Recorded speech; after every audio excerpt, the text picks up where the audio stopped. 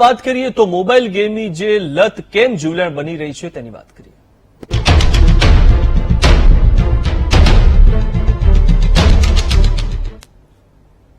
સુરતના પાંડેસરા વિસ્તારમાં 12 વર્ષના વિદ્યાર્થીએ આપઘાત કર્યો છે। ધોરણ 8માં ભણતા વિદ્યાર્થીએ બાથરૂમમાં ગળે ફાંસો ખાઈને આપઘાત કરી લીધો। મૃતક પાર્થ શુક્રવારે શાળાએથી આવ્યા બાદ ભોજન કરીને પિતા સાથે સૂતો હતો। બાદમાં કુદરતી હાજતે જવાનું કહીને રૂમમાંથી બહાર નીકળી ગયો હતો અને બાદમાં આપઘાત કરી લીધેલી હાલતમાં તેનો મૃતદેહ મળી આવ્યો। પોલીસ સૂત્રોના જણાવ્યા અનુસાર મૃતક પાર્થ મોબાઈલમાં ઓનલાઈન ગેમ્સ રમવાનો આદી બની ગયો હતો।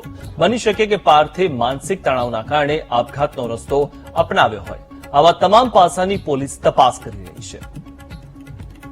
તો હવે જે પ્રમાણે નાના બાળકો મોબાઈલની લતના કારણે આપઘાત કરી રહ્યા છે, ઘણી વખત એવું પણ સાંભળવા મળે છે કે વધુ પડતા મોબાઈલના ઉપયોગના કારણે પણ તેમને અનેક બીમારી લાગતી હોય છે। ત્યારે સુરતમાં ખાસ કરીને આ કિસ્સાઓ વધુ સામે આવી રહ્યા છે।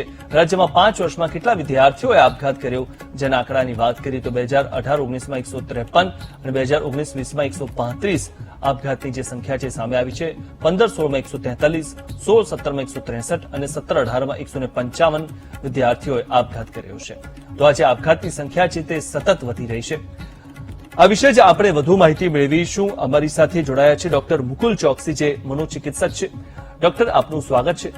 ડોક્ટર, મહત્વની વાત એ છે કે મોબાઈલના લત જે લાગે છે, મોબાઈલના જે ગેમ્સ છે તેની જે લત લાગે છે, આપણે જે એક ગેમ્સ હતી તે તો બંધ કરાવી દીધી હતી, પરંતુ તે જ પ્રકારની બીજી ઘણી બધી જે ગેમ્સ ભારતમાં છે અને મહત્વની વાત એ છે કે ભારત સરકાર કેટલી ગેમ્સ પર જે એની અસર થતી હોય છે ત્યારે પ્રતિબંધ મૂકશે, કારણ કે સતત આ પ્રકારની મોબાઈલની ગેમ્સ ગણો કે મોબાઈલનું લત ગણો, તેના કારણે આ વિદ્યાર્થીઓ હવે આપઘાત કરી રહ્યા છે। આપ શું કહો છો કે કેવી રીતે આને છોડાવી શકાય? મોબાઈલ લતથી થતા આપઘાતો આ એક નવો ફિનોમિનન છેલ્લા થોડા મહિનાઓમાં અથવા થોડા વર્ષોમાં ડેવલપ થયો છે। મોબાઈલ ગેમ્સની લત એ ફિનોમિનન જૂનો છે, પરંતુ એને કારણે થતા સુસાઇડ, જેને કારણે થતી આત્મહત્યાઓની વાતો નવી છે, કારણ કે છેલ્લા થોડા મહિનાઓથી આ કિસ્સાઓ જોવા મળી રહ્યા છે। હું માનું છું કે લોકડાઉન પછીની પરિસ્થિતિમાં છેલ્લા 1.5 વર્ષમાં જે ઓનલાઈન અભ્યાસનું ચલણ વધ્યું છે અને બાળકોએ કમ્પલસરીલી આખો દિવસ મોબાઈલ લઈને બેસી રહેવું પડે છે અથવા ટેબ્લેટ કે લેપટોપ ઉપર જ સતત શિક્ષણ લેવું પડે છે, એને કારણે લોકો સતત મોબાઈલના સંપર્કમાં આવે છે અને એને કારણે કંટાળે છે, ઘરની અંદર રહેવું પડે છે। કંટાળાને કારણે તેઓ ફ્રેશ થવા માટે મોબાઈલની ગેમ્સ જુએ છે અને ગેમ્સ હંમેશ એડિક્ટિંગ હોય છે। ઓનલાઈન સ્ક્રીન ઉપર વધારે પડતી મોજ મજા, મસ્તી કે મનોરંજન એ હંમેશ એડિક્ટિંગ રહેવાનું છે।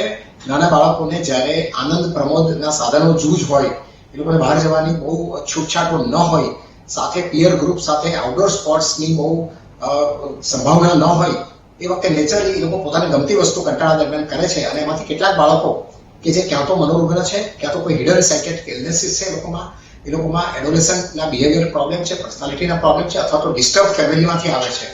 આ તમામ બાળકો વલ્નરેબલ ગ્રુપમાં ગણાય છે અને એ લોકોને જો આવી કોઈ ગેમ કે એપ્લિકેશન હાથમાં આવી જાય છે તો એ ગેમ ઉપર એ લોકો અવશ્ય લતમાં ચડી જાય છે। વાત એવી બને છે કે લતમાં જ્યારે ચડે છે તે વખતે પછી એનાથી એ લોકોનો અભ્યાસ બગડે છે, પૈસાનો ખર્ચો થાય છે, મા બાપથી જૂઠું બોલવું પડે છે, ઘરમાં ક્લેશ કંકાસ વધે છે, એ લોકોનું માનસિક ડિસ્ટર્બન્સીસ વધારે છે। એને કારણે લોકો એન્ઝાયટી, ડિપ્રેશન અને ઓબ્સેશનને એ બધી તકલીફોમાં ચાલ્યા જાય છે અને એડજસ્ટમેન્ટના ડિસઓર્ડર્સ થાય છે એ લોકોને, અને એ અલ્ટિમેટલી એને આત્મહત્યા તરફ દોરે છે। તો બંને વસ્તુ છે કે મોબાઈલ લત એ પોતે ઘરમાં કંકાસ વધારે છે અને કંકાસ અલ્ટિમેટલી ઇમ્પલ્સિવ સુસાઇડ તરફ એ લોકોને લઈ જાય છે, અથવા તો અંડરલાઈન માનસિક બીમારી એ લોકોને એપ્લિકેશન અને મોબાઈલના વધારે પડતા ઓવરયુઝ તરફ લઈ જાય છે અને એ ઓવરયુઝ અંતે આત્મહત્યામાં પરિણમે છે। તો આ એક વિશિયસ સાયકલ છે કે મોબાઈલ ગેમનો વધારે પડતો ઉપયોગથી માનસિક અને ઘરના ડિસ્ટર્બન્સ વધે છે અને માનસિક અને ઘરના ડિસ્ટર્બન્સથી એ લોકોને એપ્લિકેશન અથવા તો ગેમ્સ તરફ જવાનું વલણ વધે છે અને આ વિશ્વ ચક્ર અલ્ટિમેટલી આત્મહત્યા, માત્ર આત્મહત્યા નહીં પરંતુ ડિપ્રેશન, અભ્યાસમાં નબળો દેખાવ, ગુસ્સો, હુમલાઓ, ક્રોધી આક્રમકતા, આ બધું જ વધે છે અને આત્મહત્યા એક અંતિમ પગલું છે। જી જી ડોક્ટર, જે રીતે મોબાઈલની લત ગણો કે મોબાઈલના ગેમ્સની લત ગણો, તેને કઈ રીતે છોડાવી શકાય? છોડાવવાનું ખૂબ જ અઘરું છે, કારણ કે આ વસ્તુના મૂળ સુધી ન પહોંચીએ ત્યાં સુધી કોઈ રસ્તો નથી। આપણે ધોધમાર મુશળધાર વરસાદ પડતો હોય તો આપણે છત્રી લઈને કે રેનકોટ લઈને બહાર નીકળીએ તો એ ખાલી કામચલાઉ રસ્તો છે, એનાથી પણ આપણે થોડા ઘણા તો પલળીએ જ છે। એટલે કે આ એક છત્રી લઈને નીકળવાનો કોઈ ઉપાય નથી। પણ વરસાદ અટકાવવો અને વરસાદ અટકાવવો આપણા હાથમાં નથી. એ જ રીતે આખા ઘરનું વાતાવરણ સુધરે, બાળકને પ્રેમથી સાંભળવામાં સમજવામાં આવે, એના હાથમાંથી મોબાઈલ ખેંચી લેવો અને મોબાઈલ સત્કારી દેવો અને બાળકને મોબાઈલ આપવો જ નહીં, આ એનો કોઈ ઉપાય નથી. કારણ કે એ બાળક હવે મોબાઈલ જો ખૂંચી લેવામાં આવશે તો બાળક ચોરીનો મોબાઈલ લાવશે અથવા તો પોતાના મિત્ર સાથે જઈને ગેમ રમશે. એટલે મોબાઈલ ખેંચી લેવો જે આપણે હાથ વગર ઉપાય અજમાવીએ છીએ અને બાળક પર રિસ્ટ્રિક્શન મૂકીએ છીએ, તો હું માનું છું કે રિસ્ટ્રિક્શન આની અંદર કામ નથી આવતા.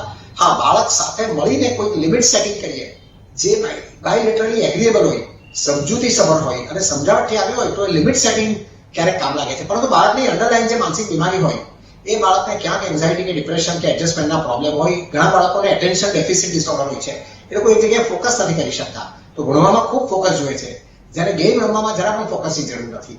તો એટલા માટે બાળકો એટેન્શન ડેફિસિટ વાળા બાળકો મોબાઈલ ગેમ તરફ વધારે વળે છે. બીજા ઓડીડી ઓપોઝિશનલ ડિફાયન્સ ડિસઓર્ડર હોય છે કે જેમાં બાળકો વિરોધાત્મક વર્તન જ કરે છે, એમને જે પણ કહે છે તે ઊંધું જ કરે છે અને મા બાપ એમને ગેમથી દૂર રહેવાનું કહે છે એટલે બાળકો ગેમની વધારે નજીક જાય છે.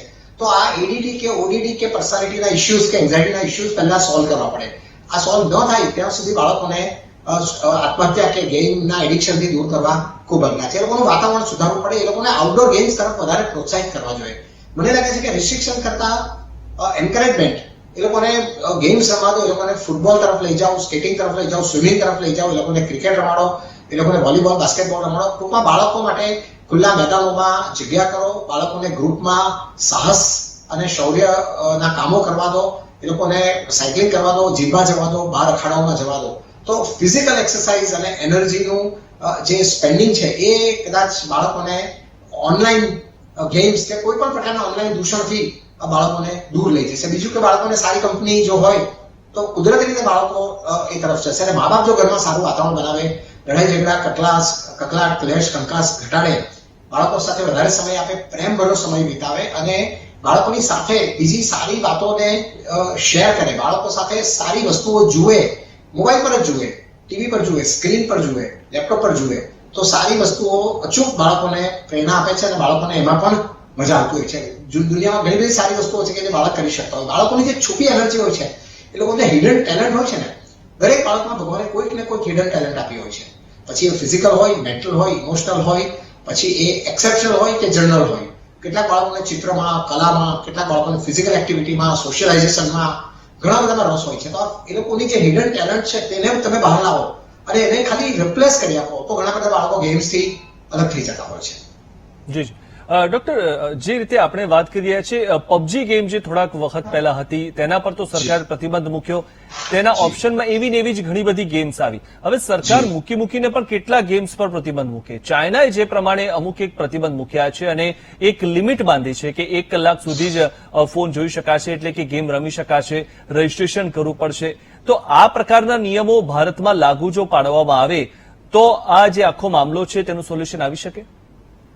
હું માનું છું કે સરકારની રીતે કામ કરે છે. સરકારે તો પ્રતિબંધો લાવવા જ પડે અને લાવવા જોઈએ. હું માનું છું કે પ્રતિબંધો કંઈક અંશે કામ કરે છે, પરંતુ એ 100% પ્રોબ્લેમ સોલ્વ નથી કરતી. પરંતુ જેટલું પણ થાય એટલું તો જરૂરી જ છે. એટલે સરકાર પ્રતિબંધ લાવે તો એ યોગ્ય જ છે. સરકારે જેટલા સ્ટ્રિક્ટ બનાવે એટલું સ્ટ્રિક્ટ બનવાની જરૂર છે એની અંદર.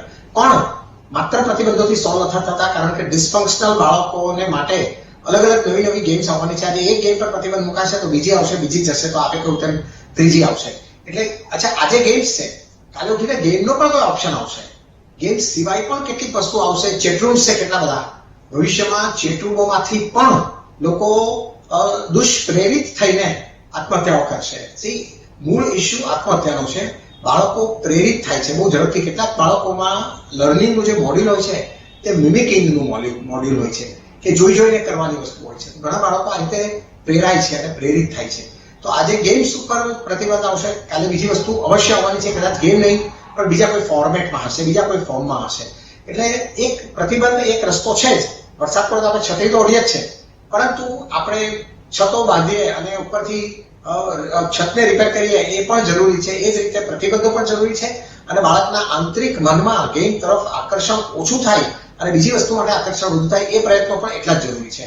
સરકારને આપણે દોષ ન દઈ શકીએ, કારણ કે સરકારની રીતે આ જ કરી શકે. સરકાર દરેકના બાળકના મનની અંદર તો ઉતરી નથી શકવાની, પરંતુ સરકારથી જેટલા પ્રતિબંધો શક્ય છે એટલા સરકારો ટ્રાય કરે. અને મોબાઈલ ગેમ ઉપરના પ્રતિબંધો એકચ્યુઅલી ડિજિટલ રિસ્ટ્રિક્શન છે ને એટલા માટે શક્ય બી છે કે ઘેરે ઘેરે જઈને કરવા કરતા ડિજિટલ રિસ્ટ્રિક્શન છે તે સરકાર માટે મોનિટર કરવું પણ સહેલું છે, કારણ કે ઓનલાઈન મોનિટરિંગની જો જન્મેસલાક વ્યવસ્થા હોય તો આજે સરકાર ધારે તે વસ્તુને મોનિટર કરી શકે છે. જી જી ડોક્ટર, આપ અમારી સાથે જોડાયેલા રહો. આગળ પણ આપની પાસેથી ઘણું બધું જાણવાનું છે. આપણે આગળ જે વાત કરી, મહત્વની વાત એ છે કે પહેલાના વખતમાં એવું હતું કે નાનપણમાં વિચારોનું સિંચન થતું હતું, વ્યવહારનું સિંચન થતું હતું બાળકોમાં, પરંતુ હવે જ્યારે નાનું 1 વર્ષનું બાળક હોય તે જમતું ના હોય તો તેને હાથમાં મોબાઈલ આપી દેવામાં આવે છે અને વિડીયો બતાવીને, અને તે જ્યારે એનું મોબાઈલમાં ધ્યાન હોય ત્યારે તેને જમાડી દેવામાં આવે છે. હવે જ્યારે નાનપણથી જ મોબાઈલનું સિંચન કરવામાં આવે તો પછી એ આગળ જતા એની મોબાઈલની લત બની જ રહેવાની. એકચ્યુઅલી મોબાઈલમાં સારું પણ કેટલું બધું આવે છે. તમે જુઓ કે રોજ સવારે ઓછામાં ઓછા 500 સુવાક્યો તો મને વંચાવવામાં આવે છે અને સંભળાવવામાં આવે છે. તો આટલા બધા સુવાક્યોના વિડીયો, આટલી બધી સારી સારી વાતો, આટલી બધી શિખામણો પણ મોબાઈલ પર જ આવે છે. પરંતુ માનવ મન એવું છે કે એને એ દારૂના રવાડે જલ્દી ચડી જશે. તમે એને લીંબુનું પાણી આપશો તો એનું વ્યસન નથી થતું. એને જુગારને રવાડે તરત ચડી જશે. તમે એને સામાજિક કામ સોંપો તો એને રવાડે નથી ચડી જતા. કોઈ એવું સાંભળ્યું છે તમે કે સામાજિક કામના રવાડે ચડી ગયો અને સામાજિક કામની એને લત લાગી ગઈ? તો હંમેશ તમે એને સારી વસ્તુ હંમેશ અઘરી હોય છે, એ વધારે ડિફિકલ્ટ ટુ પરફોર્મ હોય છે. જ્યારે નબળી વસ્તુ હોય છે, એ જે કોઈ પણ પ્રકારની ખરાબ લત હોય છે એ તરત જ લાગી જતી હોય છે. તો જેમ દારૂનો નશો અને વ્યસન હોય છે, જેમ જુગારની કે ચોરીની લત અને વ્યસન હોય છે, એ જ રીતે ગેમ્સ કે જે ઇઝી છે, જે માણસનું ધ્યાન તરત ખેંચે છે, જેમાં લાલચ હોય છે, જેમાં જીતવાની એ હોય છે, જેમાં પૈસા કમાવાની એ હોય છે, અને જે સરળતાથી પરફોર્મ કરી શકાય છે, એના ઉપર લોકો વધારે જોડી જવાના છે. તમે એમની સામે સારી વસ્તુનો રસ થાળ પણ મૂકશો તો પણ એની પર ધ્યાન નથી આપતા. તો ખાલી મોબાઈલ આપવાથી આ વસ્તુ નથી થવાની. આજે મોબાઈલ છે, કાલે મોબાઈલ કરતા પણ ઉપરની કંઈક વસ્તુ આવશે, તો એ વસ્તુને રવાડે લોકો ચડવાના જ છે. એટલે એને તમે ગેજેટ્સ ઉપર મારા હિસાબે ઓછું ધ્યાન આપો. આ વસ્તુ આજે એકચ્યુઅલની સામે વર્ચ્યુઅલ છે, આવતીકાલે વર્ચ્યુઅલ ને એકચ્યુઅલ નીકળીને કંઈક ત્રીજું પણ આવે તો નવાય નહીં. તો અત્યારે આપણી પાસે 2 ચોઈસ છે. તો હું માનું છું કે વર્ચ્યુઅલમાંથી થોડું એકચ્યુઅલમાં જો છોકરાઓને લાવવામાં આવે અને રિયલ લાઈફ જો જીવડાવવામાં આવે તો કદાચ એ લોકો આ વર્ચ્યુઅલ તરફ ઓછા ખેંચાય. એકચ્યુઅલી તમે જોજો કે સમય એક એવી વસ્તુ છે કે દરેક વસ્તુને બદલે છે, અને એ બદલતા થોડા ઘસરકા પડે જ છે. આજે આત્મહત્યાઓ થાય છે, એ ઘસરકા છે. આપણે અમુક બાળકો અચૂક ગુમાવવાના છે, અમુક વ્યક્તિઓ, એડલ્ટ્સ પણ આપણે ગુમાવી છે. તો વર્ચ્યુઅલમાંથી ધીરે ધીરે લોકો કંટાળીને એકચ્યુઅલ તરફ આવશે, કારણ કે એકચ્યુઅલનો બીજો કોઈ વિકલ્પ નથી. વર્ચ્યુઅલ દુનિયાથી લોકો એક દિવસ કંટાળવાના છે. આજે ભલે લોકો સોશિયલ મીડિયા ઉપર આટલા બધા ઓવર એક્ટિવ છે, સ્પેશિયલી યંગસ્ટર્સ અને બાળકો, એક દિવસ એ લોકો એમાંથી કંટાળીને માણસ જોવા માટે ઝંખશે. એ લોકોને સાચા માણસના સ્પર્શની જરૂર પડશે, એ લોકોને કોઈના હગની જરૂર પડશે, એ લોકોને કોઈના હાથમાં હાથ પકડવાની જરૂર પડશે. તો આ સમય વહેલો મોડો આવવાનો છે. આપણે આ બેડ પેચમાંથી પસાર થઈ રહ્યા છે અને આ બેડ પેચ ધીમે ધીમે પૂરો થશે. પરંતુ આપણું કર્તૃત્વ અત્યારે એટલું છે કે આપણે નાના બાળકોને નાની ઉંમરથી સીધું વર્ચ્યુઅલમાં ન નાખી દઈએ અને એકચ્યુઅલ લાઈફ એને વધારે વધારે આપીએ. મા બાપ જેટલું એકચ્યુઅલ લાઈફ પાર્ટિસિપેટ કરે, મા બાપ છોકરાઓને ખોળામાં રાખે, એ લોકોને સારી સારી વાર્તાઓ સંભળાવે, એ લોકોને વહાલ કરે, એ લોકોને હક કરે અને એ લોકોને આંગળી પકડીને સાથે લઈ જાય, એ લોકોને સાથે રમે, તો આ બધી એકચ્યુઅલ લાઈફ છે. તો એકચ્યુઅલ લાઈફ જેટલી વધારે જીવશે એટલું બાળકો વર્ચ્યુઅલ લાઈફમાં ઓછા થશે. જી જી ડોક્ટર, આપનો ખૂબ ખૂબ આભાર અમારી સાથે જોડાયા અને આ મહત્વપૂર્ણ માહિતી આપી તે બદલ.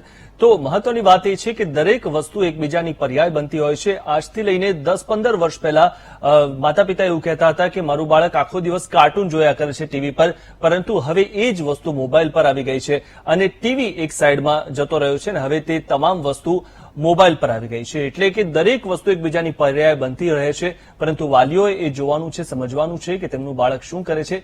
પ્રેમ જો તેને આપવામાં આવશે તો તે બાળક મોબાઈલથી દૂર રહેશે. લઈએ એક બ્રેક બાદ